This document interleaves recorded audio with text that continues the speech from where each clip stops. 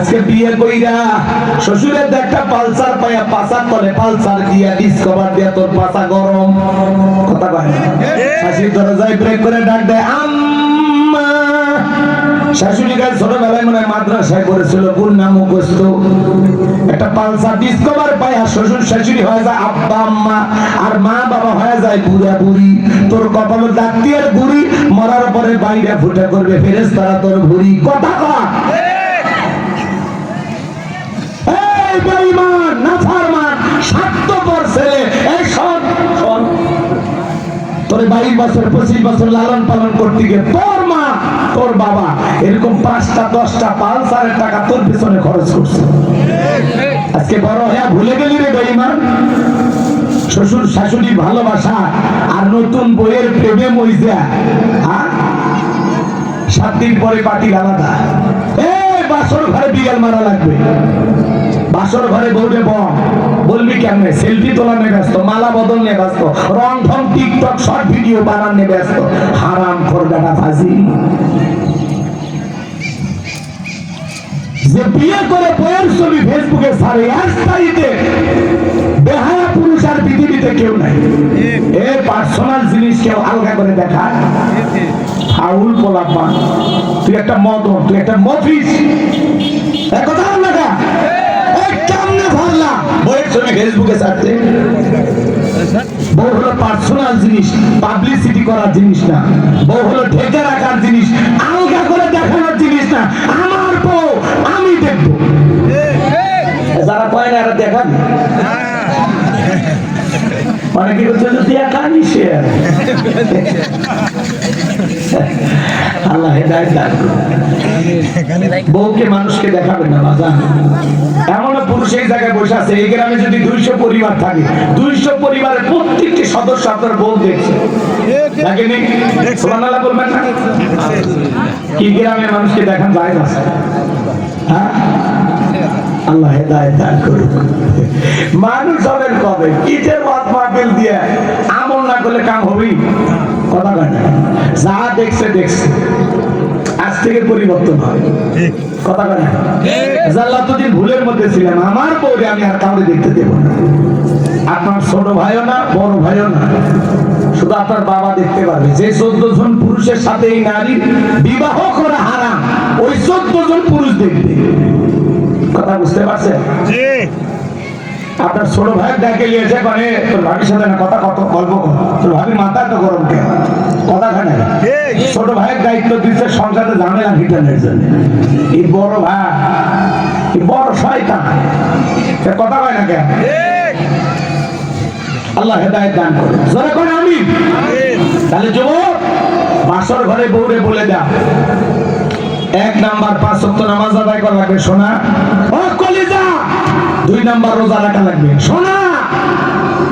3 number ফরজ পর্দা করা লাগবে, সতীত্বের হেফাজত করা লাগবে। 4 নাম্বার আমার খেদমত করবার সুযোগ পাইলে।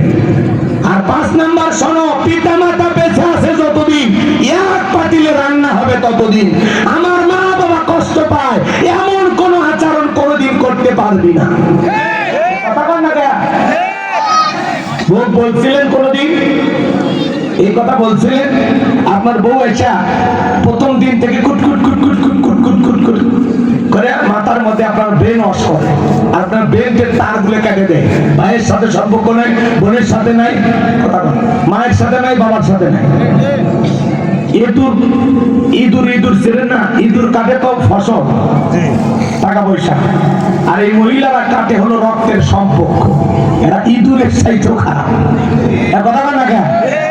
ওরা ফসল কাটে, এই ক্ষতি মানা যায়, কিন্তু ওরা যে সম্পর্কের বাঁধনটা কাটে, এই কষ্ট সহ্য হয় না। কথা কন, বিয়ের আগে 4 ভাই এক বাড়িতে থাকে, আর বিয়ের পরে 4 ভাইয়ের 4 বাড়ি, 5 আলাদা। বাবারও ঠেকা লাগলো, বইয়ের ঘরে কথা পায় না। ভাই বড় দাম, রক্তের বাঁধন, সেও যদি ছিন্ন হয় নারীর কারণ। কথা বাজা।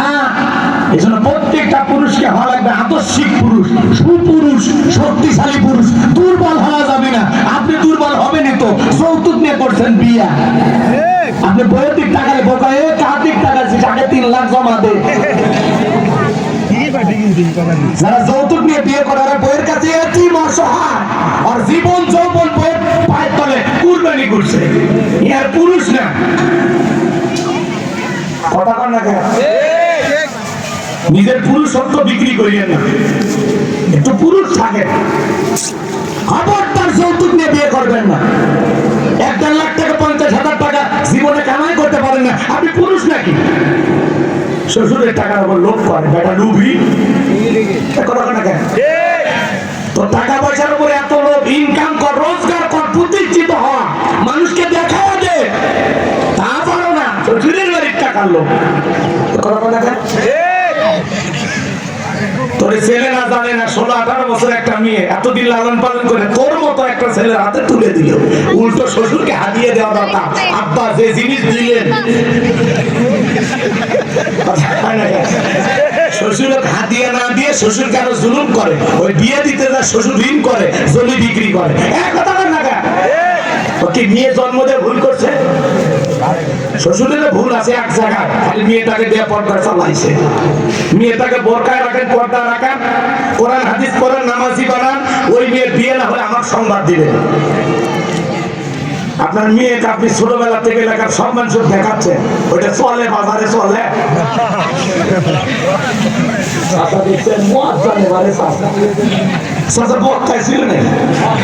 রাগ করতেছেন আপনারা, মন খারাপ করছেন। তো যাই হোক, পিতা মাতাকে নিয়ে আরো কথা বলা যায়। যুবক, তোমাদের পা দুটো ধরে বলে যায়, মা বাবার মনে কষ্ট দিবা না। আজকে 2026 সাল, কত তারিখ? 19শে জানুয়ারি। ডায়েরিতে লেখা রাখো, তুমি তোমার মা বাবার সাথে যদি খারাপ আচরণ করো, তুমি যদি তোমার মা বাবাকে ধমক দাও, আঘাত দাও, কষ্ট দাও, মনে রাখবা তোমার ছেলে মেয়ে একদিন তোমার কষ্ট দেবে। তুমি যদি পিতা মাতার সাথে ভালো আচরণ করো, তোমার ছেলে মেয়ে ভালো আচরণ করবে। কথা কি বুঝাতে পারলাম? দুনিয়ার ধার দুনিয়াতে শোধ হবে।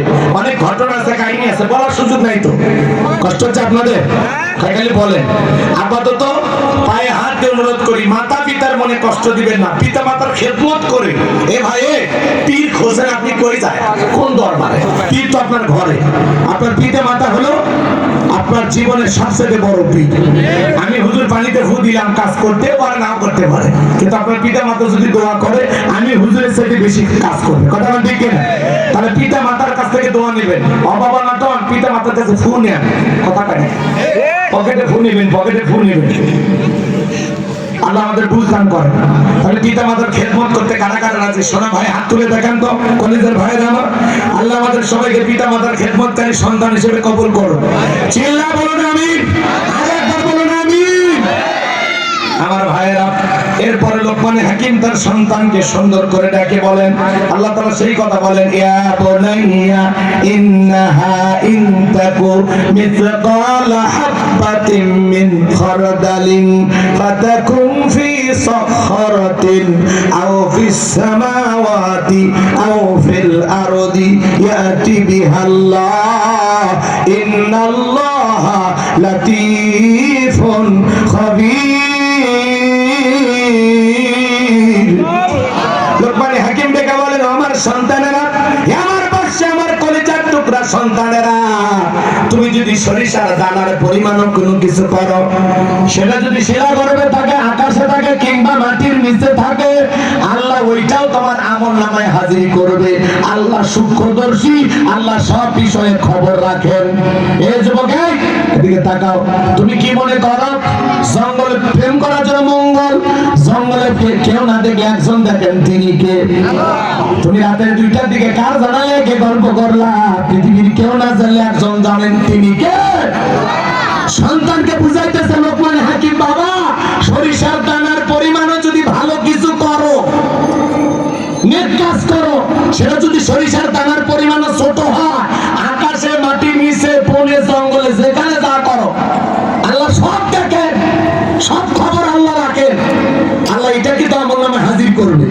আবার যদি তুমি মন্দ কিছু করো, গুনাহের কাজ করো, সরিষার দানার পরিমাণ ছোট, আল্লাহ ওইটা আমল নামে হাজির করবে। কথা বল না কেন? যুবক, তুমি রাতের আধারে ঘরের ভিতরে বৈশা ল্যাপ কম্বলের ভিতরে ঢুকে উল্টা পাল্টা ভিডিও দেখো, পৃথিবীর কেউ না দেখলে একজন দেখে, তিনি কে? বলেন কে? আজকে এই মোবাইলের ওজন কম, কিন্তু মোবাইলের মাধ্যমে পাপের ওজন মানুষ মোবাইল পাইয়া পাপের সাগরে হাবুডুবু খাচ্ছে, কথা বলেন ভাই। অনলাইনে জুয়া, ফ্রি ফায়ার, পাবজি চাচাজি ভাতিজি, এই গেমস খেলতে খেলতে যুবকদের ব্রেন শেষ, কথা কয়। আজকে এই মোবাইল আর শক্তি আছে না? এই মোবাইলের কারণে যুব সমাজ নষ্ট হয়ে যাচ্ছে।